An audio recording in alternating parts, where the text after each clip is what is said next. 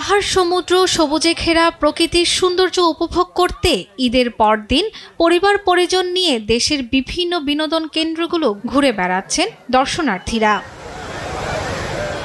বিশ্বের বৃহত্তম সমুদ্র সৈকত কক্সবাজারের সকাল থেকেই সমুদ্রপ্রেমীদের ভিড়। সাগরে গা ভাসিয়ে আনন্দে মেতেছেন সবাই। এছাড়া হিমছড়ি, রেডিয়েন্ট ফিশ ওয়ার্ল্ড ও মেরিন ড্রাইভ সহ অন্য বিনোদন কেন্দ্রগুলো দেখে সময় কাটাচ্ছেন তারা। সাগরকন্যা কুয়াকাটাতেও মানুষের ভিড়। দর্শনার্থীদের আগমনে প্রাণচাঞ্চল্য ফিরেছে স্থানীয় ব্যবসা প্রতিষ্ঠানগুলোতেও। ঘুরতে আসা পর্যটকদের নিরাপত্তার জন্য সর্বোচ্চ সতর্ক অবস্থানে রয়েছে আইনশৃঙ্খলা বাহিনী।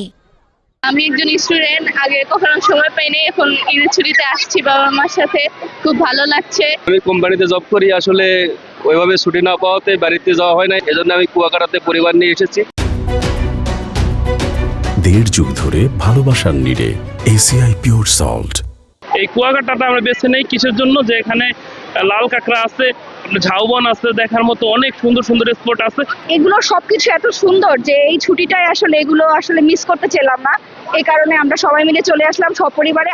এদিকে পর্যটকদের অপার সম্ভাবনাময় জেলা হবিগঞ্জ। এ জেলায় রয়েছে 24টি চা বাগান। চা বাগানকে কেন্দ্র করেই মূলত এ জেলায় গড়ে উঠেছে পর্যটনের ছোট বড় নান্দনিক স্পট। ঈদের ছুটিতে এসব জায়গায় ভিড় করছেন দর্শনার্থীরা। খাগড়াছড়ির বিনোদন কেন্দ্রে স্থানীয়দের ভিড়। পাহাড়, মেঘ, ঝর্ণা আর সবুজে ঘেরা এ জেলায় ঈদের পরদিন সকাল থেকেই স্থানীয়দের প্রাণবন্ত উপস্থিতি চোখে পড়ছে। তবে পর্যটন উপস্থিতি তুলনামূলক কম।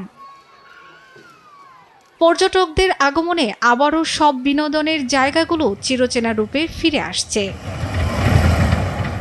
শর্মিলা কেয়া, নিউজ ডেস্ক, দেশ টিভি।